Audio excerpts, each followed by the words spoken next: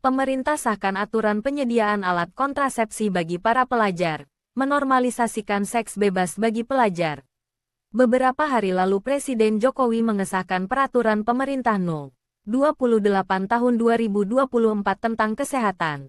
Aturan ini adalah turunan dari Undang-Undang No. 17 Tahun 2023 tentang Kesehatan. Beberapa aturan progresif tertuang dalam PP ini, mulai dari pembatasan penjualan rokok, pembatasan iklan rokok, pembatasan konten mukbang yang tinggi kolesterol, aturan aborsi sampai dengan penyediaan alat kontrasepsi bagi para pelajar dan remaja.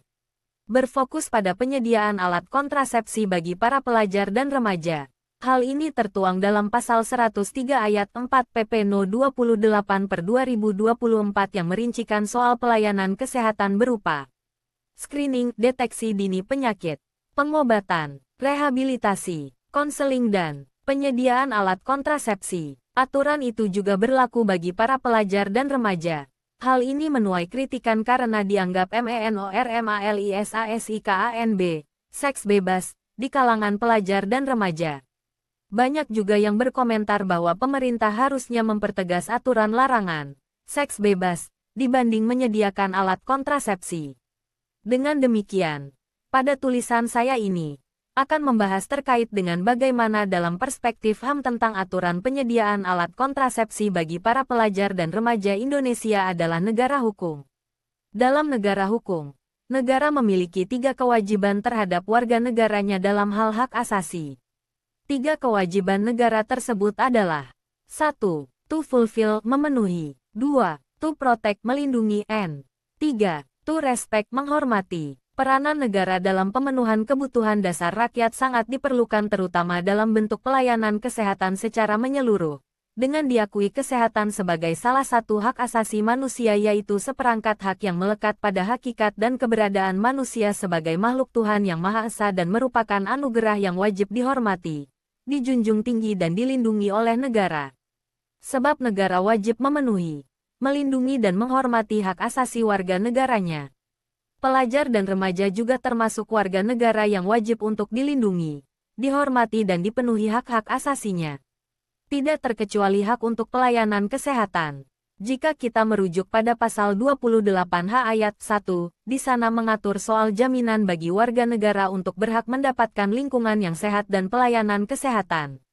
Bahkan aturan turunannya pun Undang-Undang tentang Jaminan Sosial, Undang-Undang Kesehatan, sampai dengan peraturan pemerintah yang baru disahkan ini merupakan representasi dari bentuk kewajiban negara dalam memenuhi hak asasi warga negaranya. Pemenuhan hak yang diberikan pemerintah jelas, mulai dari pemberian komunikasi, informasi, dan edukasi meliputi 1. Sistem, fungsi, dan proses reproduksi. 2. Menjaga kesehatan reproduksi. 3. Perilaku seksual berisiko dan akibatnya. 4. Keluarga berencana, serta 5. Melindungi diri dan mampu menolak hubungan seksual. Sampai dengan penyediaan alat kontrasepsi bagi para pelajar juga termasuk pemenuhan hak bagi pelajar. Jika kita merujuk pada data Kementerian Kesehatan yang diolah oleh BPS pada tahun 2022 hampir 5% kasus HIV dan sifilis di Indonesia ada pada pelajar dan remaja usia 15-19 tahun. Data BPS juga menunjukkan remaja usia 16-19 tahun menikah dini dengan presentase hampir 35%.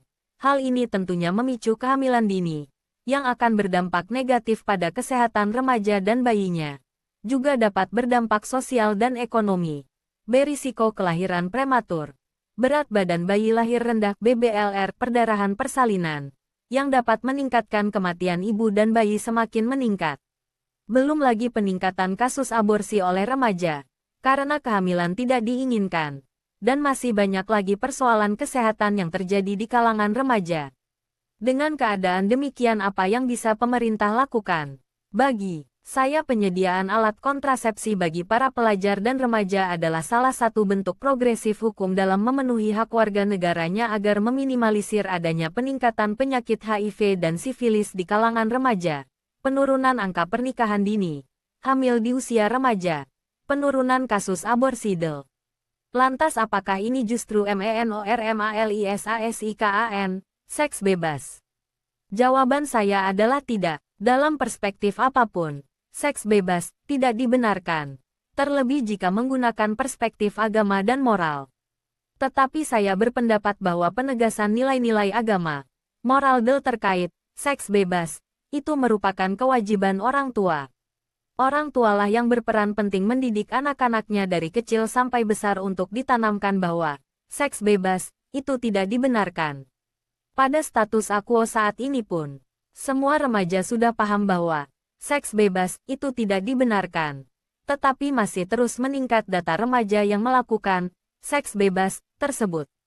Bahkan saat ini sudah ada aturan yang melarang untuk melakukan seks bebas, mulai dari KUHP, undang-undang sampai hukum adat di beberapa tempat pun memberikan sanksi yang tegas bagi orang yang melakukan seks bebas.